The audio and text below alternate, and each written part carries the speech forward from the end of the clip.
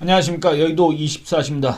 이번 시간에는 한동훈 국민의힘 비상대책위원장, 총괄선거대책위원장의 이 서울 청계광장에서 있었던 마지막 연설, 여기에 대해서 얘기를 해보려고 합니다. 이건 물론 마지막 연설은 아닙니다. 공식적으로는. 왜냐하면 이 한동훈 비상대책위원장이 이 마지막에 이 자리를 뜨면서 그런 얘기를 했습니다.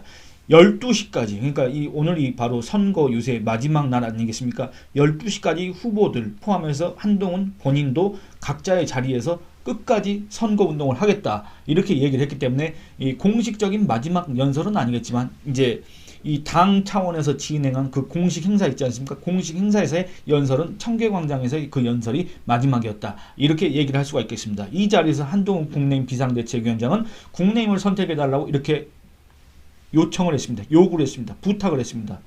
그런데 그 메시지가 제가 앞선 영상에서 소개한 이재명 더불어민주당 대표의 그 연설 내용과는 상당히 그게 다릅니다. 그러니까 이재명 더불어민주당 대표는 일단 그 내용이 상당히 깁니다. 내용이 긴데 이게 다 거의 다 비슷한 내용입니다. 윤석열 정권이 못했고 무능하고 그래서 심판을 해야 된다, 계속 이런 얘기들을 약간의 재료만 바꿔가면서 계속 반복을 했습니다. 그런데 이 한동훈 비상대책위원장 같은 경우는 어땠냐면은 이 이재명 대표보다 상당히 지친 모습, 그리고 이 손 이런 데 다 반창고를 붙이고 그다음에 이 호흡이 딸렸던 모양입니다. 그래서 이거를 이제 종이를 보고 있는데도 상당히 그 호흡이 뭔가 불규칙하고 뭔가 불안정하다, 이런 느낌을 보는 이로 하여금 받게 하는 그런 장면이 계속 연출이 됐습니다만, 이 한동훈 비상대책위원장이 얘기한 건 그렇습니다. 결과적으로 한 줄로 요약하면 뭡니까? 아마 제 영상을 보시는 분들은 그거를 갖다가 현장에서 보셨거나 아니면 유튜브로 뭐 실시간 시청을 하셨거나 아마 그러신 분들이 많이 계실 텐데, 한동훈 비상대책위원장이 했던 그 마지막 연설, 4월 9일 청계광장에서 있었던 그 연설의 핵심 요지는 바로 이렇습니다. 대한민국을 범죄자 집단에게 넘겨줄 수는 없다. 너무나도 그 나라가 아깝다. 그렇기 때문에 여러분들 여기서 말하는 범죄자 집단은 과연 어디입니까? 바로 이재명 대표가 이끄는 더불어민주당, 과거 문재인 5년 동안 집권당 노릇을 했던 바로 더불어민주당을 얘기하는 겁니다. 왜 여기가 범죄자 집단입니까? 일단 그 당의 이재명이라는 사람, 그 당의 대표라고 하는 그 이재명조차 각종 혐의로 지금 재판과 수사를 받고 있는 사람 아니겠습니까? 그리고 그 당의 전임 대표는 또 어떻습니까? 지금 소위 말하는 감옥에 가 있지 않습니까? 구치소에 있지 않습니까? 그리고 또 누가 있습니까? 그 당의 전당대회 의혹에 또 연루된 과연 거기가 어디까지, 그 범위가 어디까지인지 모르겠습니다만 그 전당대회 의혹에 연루된 자들도 많고, 그다음에 한마디로 이낙연 새로운 미래 공동대표, 그 지금 광주 광산을 여기에 지금 지역구 후보로 나간 그 사람이 지적했다시피 저기 더불어민주당에 있는 국회의원 현역들은 거의 대다수가 다 범죄자다, 전과 몇 범이다, 이런 식으로 얘기했지 않습니까? 그리고 거기에다 또 팩트 체크다 또는 정정한다는 식으로 거기에다가 한 번 더 때렸지 않습니까? 그러니까 한마디로 저 범죄자 집단, 그리고 국가보안법 위반자들이 수두룩한, 그리고 국가보안법 위반자뿐만 아니라 별의별 이 전과가 많이 있지 않습니까? 물론 그 전과가 더불어민주당만 있는 건 아닐 겁니다. 국민의힘도 있고 개혁신당도 있고 새로운 미래도 많이 있을 겁니다. 그 전과를 가진 사람들은. 그러니까 어쨌든 이재명 더불어민주당 대표 같은 경우는 각종 의혹, 비리 이런 것도 있고, 비리 의혹도 있고, 권력 남용 배임 이런 의혹도 있고, 심지어는 그 사람은 음주운전 전과도 있는 사람 아니겠습니까? 그러니까 어쨌든 이런 범죄자 집단, 그리고 여기는 또 어디가 포함됩니까? 바로 조국당이 포함되지 않습니까? 거기에는 또 진용이 화려합니다. 조국 포함해서 황운하 포함해서 별의별 사람들이 다 있지 않습니까? 이런 범죄자 집단에게 넘겨줄 수가 없다. 그러니까 여기서 말하는 범죄자 집단인 것은 제 표현이 아니라 한동훈 위원장의 표현입니다. 범죄자 집단에게 넘겨줄 수 없다. 너무나도 그 대한민국이 아깝다. 그렇기 때문에 국민의힘을 선택해달라, 이런 얘기를 한 겁니다. 이게 바로 한동훈 위원장이 오늘 연설의 요지였습니다. 핵심이었습니다. 그리고 또 무슨 얘기를 했느냐, 이런 얘기를 합니다. 이재명 더불어민주당 대표 같은 경우는 계속 강조했던 게 바로 윤석열 정권 심판입니다. 옐로 카드를 줘야 된다. 중도라고 하더라도, 보수라고 하더라도 윤석열 정권의 성공을 위해서는 옐로 카드, 경고를 줄 줄 알아야 된다. 심판을 해야 된다. 왜 윤석열 정권을 심판해야 되나? 민생 하나 어느 것 하나 해결하지 못했고, 외교적으로도 처참하게 망했고, 그 다음에 국민 안전과 생명을 지키지 못한 아주 한마디로 형편없는 정권이다. 그 형편없는 정권 지금 당장 물러나라고 할 수는 없지만 어쨌든 심판해야 된다. 이런 얘기만 계속 반복을 했는데 그와 달리 한동훈 위원장은 이런 얘기를 합니다. 바로 정책 공약을 얘기를 합니다. 여러분들 이 마지막 선거 날까지 이렇게 정책적으로 대결하겠다. 그 와중에 뭐 거센 표현이 나오기도 했었고 선거 과정에서 그 다음에 뭐 이런 네거티브 같은 것도 있기도 했었고 그리고 국민의힘 당 차원에서 더불어민주당 후보자들을 이렇게 검증하는 그런 것들 갖다 또 공세하는 그런 것도 있었습니다만 어쨌든 이 한동훈 위원장은 마지막에 정책 공약을 얘기를 했습니다.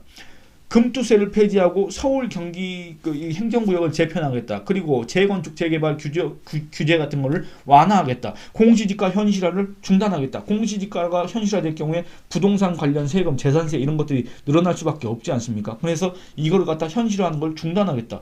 이렇게 얘기를 합니다. 또 국회의원 특권 폐지를 약속했습니다.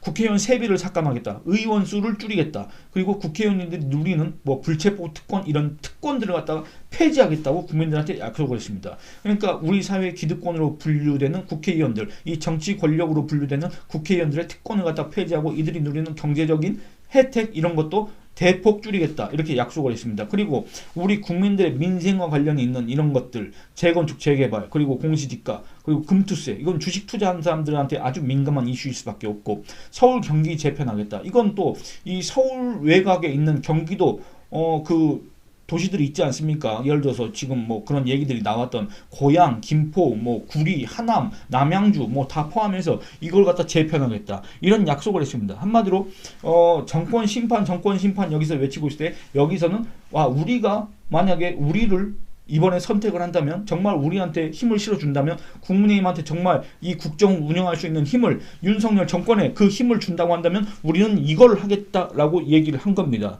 여러분들 벌써 여기서부터 어떤 분위기가 다르지 않습니까? 그리고 또 이런 얘기를 합니다. 국회를 완전 이전하겠다. 이런 소리를 했습니다. 이건 바로 또 충청권 표심을 자극하는 그런 공약이 될 수밖에 없지 않습니까? 그리고 또 5세 이하 무상보육을 얘기했습니다. 이 무상보육이 과연 가능할까? 예전 같으면 이런 거에 대해서 아주 찬반 논쟁이 치열했을 겁니다만 지금과 같이 저출산 문제가 너무나도 심각해서 저출산 때문에 나라가 망하게 생겼다. 곧 몇십 년 후에는 나라가 소멸할 수도 있다. 이런 위기, 이런 우려가 너무나도 크기 때문에 지금은 어떻게 해서라도 이거를 애를 낳고 키우는 걸 국가가 다 책임져 줘야 된다. 이런 여론, 이런 수요, 이런 것들이 폭등하고 있지 않습니까? 그런 것들에 발맞춰서 이제 5세 이하 무상 보육 얘기를 했고 또 마지막으로는 이런 약속들을 실천할 수 있도록 기회를 달라고 호소를 했습니다. 한동훈 위원장은 결국에는 범죄자 집단에게 대한민국을 넘기지 말고 우리가 이런 일을 할 수 있도록 이런 일을 실천할 수 있도록 지금 국민한테 했던 이런 약속들을 실천할 수 있도록 그 기회를 달라고 호소를 했습니다. 그리고 이렇게 얘기를 했습니다. 이순신 장군 있지 않습니까? 조선 중기 임진왜란 때 그 전쟁 영웅 이순신 장군이 그 명량 대첩에서 12척의 배로 왜군 수군을 막았지 않습니까? 왜군 수군이 전라도를 거쳐서 저기 한양으로 넘어가는 그 해로를 갖다 차단했습니다. 그걸 갖다 언급하면서 이순신은 12척의 배로 나라를 구했다. 이렇게 얘기하면서 비록 지금 현재 이 여론조사 상으로는 열세일 수는 있지만 그리고 지금 현재 국회의석 상으로는 정치 권력이 저들에게 더불어민주당에게 이재명 그 무리에게 있지만 그 열세인 상황에서도 이순신의 12척의 배 이런 것들을 갖다가 상기하면서 바로 대한민국을 지키자 이런 얘기를 했습니다. 이런 부탁을 지지층에게 했습니다. 그리고 한 표가 부족하다. 그러니까 지금까지 뭐 한동훈이 좌파네, 윤석열 때문에 이번 총선이 망했네, 김건희 때문에 완전히 보수 찍기 싫다, 뭐 이런 얘기들이 나오고 있지 않습니까? 뭐 누구 공천 안 줘서 안 되고, 누구 공천 취소해서 안 되고, 뭐 어쩌고 저쩌고 뭐 별의별 이유가 다 있지 않습니까? 그런 건 정말로 어떻게 보면 배부른 소리다. 이런 얘기를 한 겁니다. 한 표가 부족하다는 게 바로 그런 뜻입니다. 그 한 표 한 표들이 모이면 바로 이 한동훈 위원장이 얘기한 그 범죄자 집단에게 이 대한민국이 어떤 나라입니까? 이 나라가 넘어가는 것을 막을 수가 있다. 여러분들 문재인 5년을 겪어봤다고 한다면 과연 더불어민주당이 정권을 잡았을 때 어떤 일이 벌어질 것인가? 그거는 국민의힘 지지층 입장에서는 훤히 알 수 있고 이미 경험한 바 아니겠습니까? 여러분들 국민의힘 지지층이 아닌 저 같은 관찰자 입장에서도 더불어민주당이 과연 정권을 물론 총선 같은 경우는 정권을 되찾아오는 건 아니겠지만 그 정권을 되찾는 아주 절대적인 일단 그 조건을 충족하는 거 아니겠습니까? 바로 여기에서 만약에 더불어민주당이 절대 다수의 의석을 확보하게 된다면 윤석열 대통령 탄핵은 언제든지 가능할 수밖에 없습니다. 그렇지 않습니까? 윤석열 대통령 탄핵이 가능하다고 하면 그 직후에 치러질 대선에서 누가 대통령에 당선되겠습니까? 그리고 대통령에 당선된다고 한다면 이 사람이 지고 있던 각종 범죄 의혹 혐의들은 어떻게 되겠습니까? 그리고 그들을 따랐던 이 이재명이라는 사람을 따랐던 사람들이 갖고 있던 범죄 의혹 이런 것들은 또 어떤 평가 어떤 심판을 받겠습니까? 과연 제대로 된 심판을 받을 수가 있겠습니까? 이런 의혹이 국민의힘 지지층에서는 당연하게 나올 수밖에 없는데 이거를 생각하면서도 한편으로는 한동훈은 좌파고 한동훈이가 국민의힘을 좌파 정당으로 만들었고 윤석열은 저기 또 민주당에서 넘어온 문재인의 충성스러운 그 부하였는데 여기에 와서 국민의힘을 완전히 망가뜨렸다. 그리고 또 한쪽에서는 저 국민의힘 이준석을 내쫓은 국민의힘은 망해야 된다. 이런 저주를 퍼붓고 있고 또 누구 공천 취소했기 때문에 저 한동훈 좌파당은 안 된다. 이런 얘기를 하고 있지 않습니까? 여러분들 그런 거를 얘기하기에 앞서 그런 거에 대한 진위를 가리기에 앞서 지금 그 국민의힘 지지층 입장에서 봤을 때 가장 당면한 가장 큰 위기는 뭡니까? 바로 지금 내일 투표, 내일 선거입니다. 내일 선거 결과가 어떻게 나오느냐에 따라서 내일 승패가 어떻게 갈리느냐에 따라서 그런 투정들, 그런 불만들이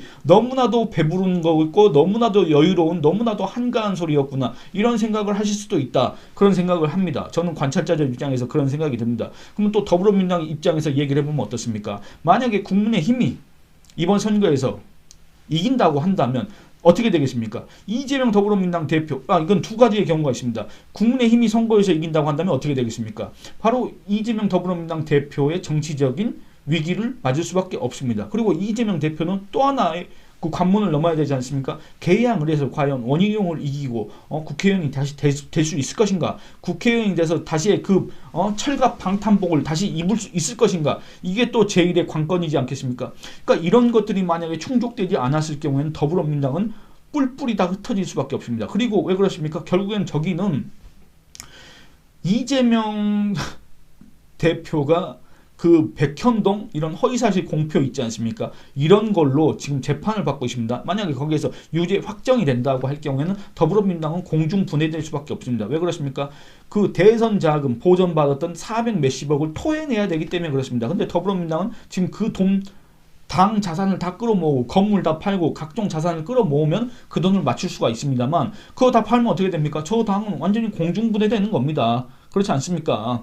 그러니까 이번 선거에서 저들은 양쪽 다 지금 존망이 걸린 그런 선거다. 이렇게 얘기할 수밖에 없습니다. 그런데 아까 말씀드린 것처럼 더불어민주당의 그 마지막 유세 그 현장에서 그런 절박감, 그런 호소력 이런 것들을 느낄 수는 없었다. 다만 근데 이쪽 국민의힘 이 유세 현장에서는 이 지지층이 이런 환호를 하고 그 다음에 거기에 대해서 이 한동훈 위원장이나 또 조정훈 의원이 있지 않습니까? 이런 사람들의 그 연설 내용이 정말로 이 그들 입장에서 얘기할 때 그들이 표현하는 그 범죄자 집단, 더불어민주당, 조국당 이런 자들한테 이런 세력들한테 이 국회 주도권이 계속 있을 경우에는 이 나라가 망할 수밖에 없다. 이 나라가 5년은커녕 문재인 5년보다 더 퇴보할 수밖에 없다. 정치적으로든 경제적으로든 뭐 외교적으로든 전 세계적인 이 추세와 다른 방향으로 한마디로 뭐 중국, 북한, 러시아 이런 쪽으로 우리가 가깝게 지낼 수밖에 없고 그런 곳과 비슷하게 될 수밖에 없다. 이런 위기감을 갖다가 우리 국민들한테 계속 이렇게 호소를 하면서 국민의힘을 찍어달라 이런 얘기를 했습니다. 그래서 이런 것들을 비교를 해보면 있지 않습니까? 더불어민주당 이재명, 그 다음에 국민의힘 한동훈 이렇게 비교를 해보면 과연 그 인물들을 봤을 때 그 인물들이 얘기하는 이런 내용들을 들어봤을 때 우리 국민들은 최종적으로 어떤 정당에 그 누구를 찍게 될 것인가? 결국에는 남은 이 기간 동안 어떤 결정을 내려서 대한민국의 미래를 어떻게 할 것이다. 어떤 결정을 내릴 것인가? 그런 것들이 상당히 궁금해질 수밖에 없을 것 같습니다. 결국에는 이 마지막 날 이 각 당의 대표 뭐 한동훈 위원장도 비상대책위원장이니까 대표 아니겠습니까? 각 당의 대표가 한 말이 이 유권자들의 결정, 유권자들의 표심에 아주 절대적인, 아주 강력한 그런 영향을 끼치지는 않겠지만은 그래도 마지막까지 그 투표 여부 또는 지지 여부 이런 것들을 고심하고 있던 사람이라고 한다면 이 더불어민주당과 국민의힘 이 양쪽의 마지막 메시지를 듣고 그거를 판단했으면 좋겠다. 이런 조언을 하고 싶습니다. 결국엔 뭡니까? 투표를 하는 쪽이 이기는 겁니다. 뻔한 소리지만 항상 그래 왔습니다. 왜냐? 소위 말하는 보수 진보는 거의 고정 지지층이고 이 고정 지지층이 얼마나 많이 투표를 하느냐. 그러면 선거의 승패가 갈립니다. 여러분들 만약에 지난 대선 때처럼 만약에 보수가 나간다 또는 지난 대선 때처럼 소위 말하는 좌파가 나간다 라고 할 경우에는 어떻게 되겠습니까? 그야말로 총력전이 될 수밖에 없는데 그 중에서 한 사람이라도 더 많이 나간 진영에서 한 사람이라도 더 많이 이렇게 유인한 그런 세력에서 그런 진영에서 이 선거에서 이길 수밖에 없다. 그런 얘기를 하고 싶습니다. 여러분들은 과연 내일 또 어떤 선택을 하실지 그게 좀 궁금하긴 한데 요거에 관해서 많은 의견 남겨주시기 바랍니다. 이 영상은 이만 줄이겠습니다. 감사합니다.